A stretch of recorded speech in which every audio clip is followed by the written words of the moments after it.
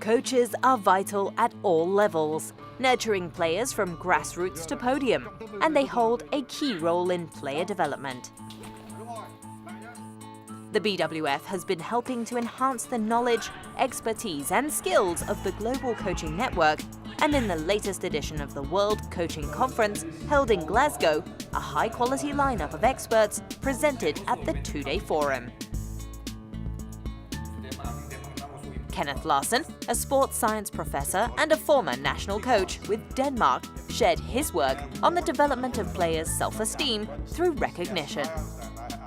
Knowledge is about expanding your experiences, and for that you always have to have input from the outside, and that's of course is the role of coaches and other people who have maybe more experience than players that are going wanting to help. So in that way, of course, coaches have a big influence on the possibility for players to develop it. And I've been talking about areas that they were not necessarily used to talk about when they are doing coaching and when they are thinking about coaching. So hopefully I have introduced some disturbances, some new areas that would actually provoke them a little bit. Sports science is the study of exercise, health and sport, and incorporating areas of physiology, psychology, anatomy, biomechanics and biokinetics. The scientific approach has helped the sporting world make more informed decisions relating to the development and readiness of athletes. I think that in every sport, and especially in badminton also, the awareness that science can contribute to the development of the game is becoming bigger and bigger. And there are a lot of physical parameters you can look at scientifically, and you can improve speed, strength and so on. But for me the most important thing science actually can contribute with is that considerations about how to develop the whole person, how to develop the identity of persons, mental competences. If you use a scientific approach to this, actually you can help players to have greater experiences with the game.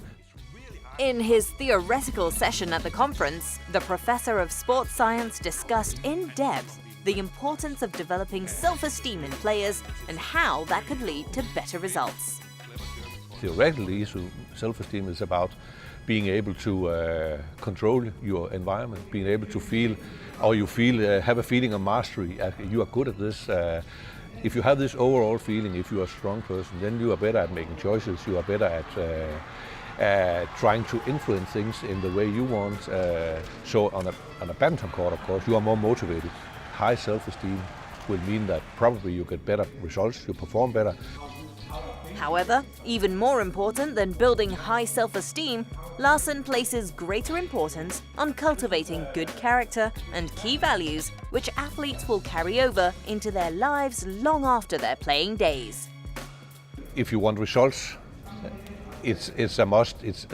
Developing self-esteem is a tool for results, but for me, much more important when I deal with my players, dealing with players that are able to discuss, to be critic, to relate to what you're saying, actually to handle reflection processes. For me, that's much more important than results, because probably results will come from players being able to do this.